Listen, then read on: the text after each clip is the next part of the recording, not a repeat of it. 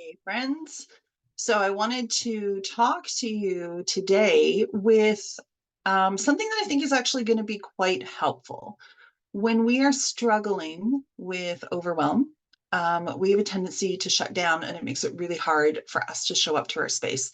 And we kind of feel really stuck. And I talk all the time about the power of the next right thing. So if you're feeling really overwhelmed and you're feeling shut down and you're lacking motivation, you feel like you can't make any choices, you need to check in with your body and ask yourself, what do I need in this moment? So maybe it's hydration. Maybe you need to drink some water.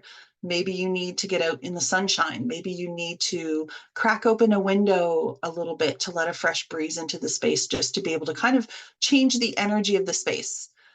Maybe there's a zone in your house that is feeling very overwhelming and you need to make some decisions.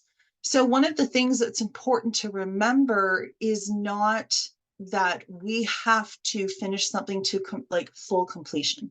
So, if your kitchen is feeling really cluttered, you don't have to do the whole entire kitchen in one day.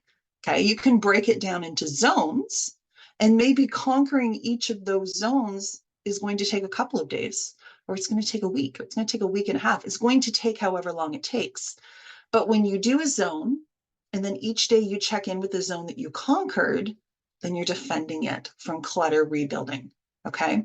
And the reason why I talk about all of this is to bring you to my main point. And that is, if you are feeling really overwhelmed, if you're really lacking in energy, I'd like you to choose something that you've been putting off.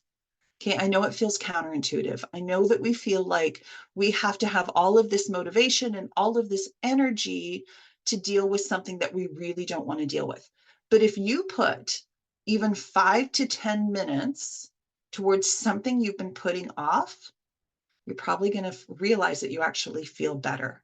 Okay, what it does is it's kind of like a pressure valve. So it slowly releases all of that self-shame that we're saying to ourselves. Because usually, if we keep putting something off over and over and over again, the messaging that we're telling ourselves internally is not one of kindness, right?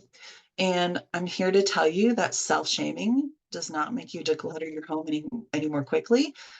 It doesn't serve your greatest good, right? It holds you down. It makes you feel oppressed. It holds you back from moving forward. So if there's one thing in your decluttering journey that I can really help you internalize, it's that self-kindness is the key. Having patience with ourselves is super important. Showing ourselves grace is absolutely vital.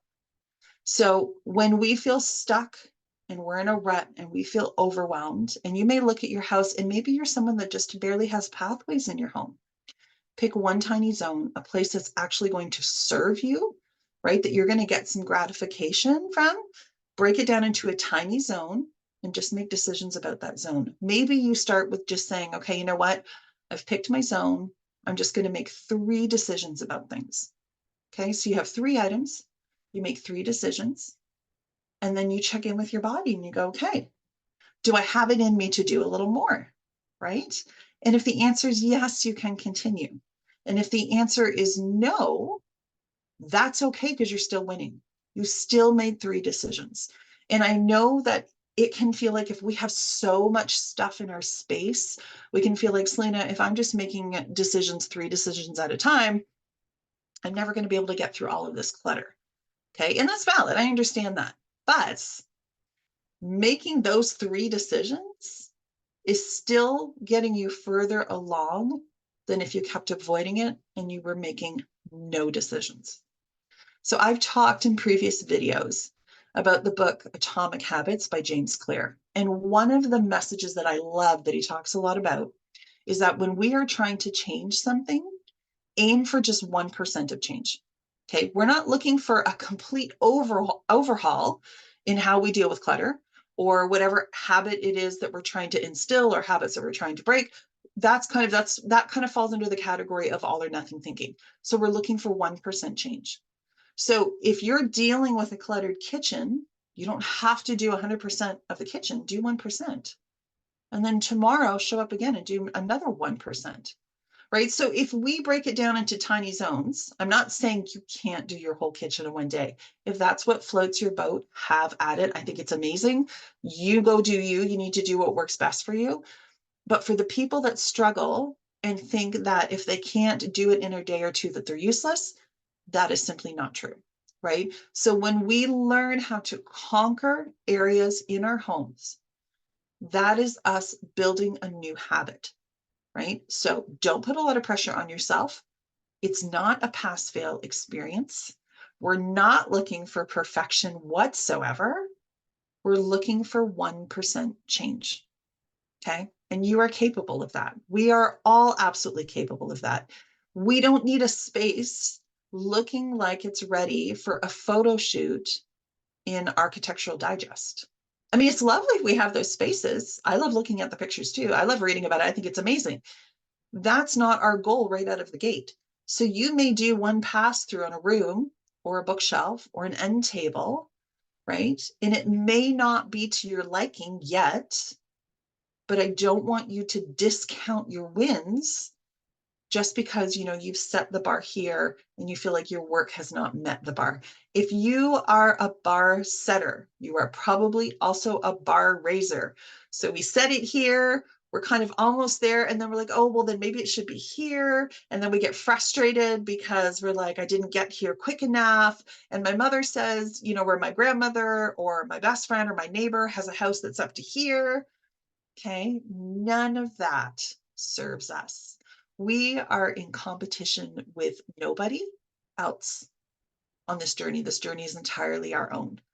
So you need to make decisions that are best for you, your space, your body. We have to honor the limitations that sometimes we have on our body and just what it's asked of us throughout a whole entire day, right? If you are a person who likes to marathon declutter, you can absolutely do that. But also when we break things down into zones and you get to decide how big or small a zone is, that's helping us really focus on that space. And when we practice defending it, that's how we start building a habit so that the clutter doesn't come back in. Right? Because I talk to people all the time. I think we've all had that experience where, I don't know, maybe you angry clean, maybe when you're frustrated. That's when you really kind of buckle down, or something happened and you just had all of this energy to expel. So you start attacking a room in your house and, you got it to where you're basically happy with it. And then 3 weeks later, you feel like you blinked and the clutter's come back. So it's not that you didn't do a good enough job. It's just that you didn't defend it after you were conquering it. So I always tell my clients, check in daily with the spaces that you've recently conquered. Eventually you can stretch that out. You're not going to always have to check in every single day.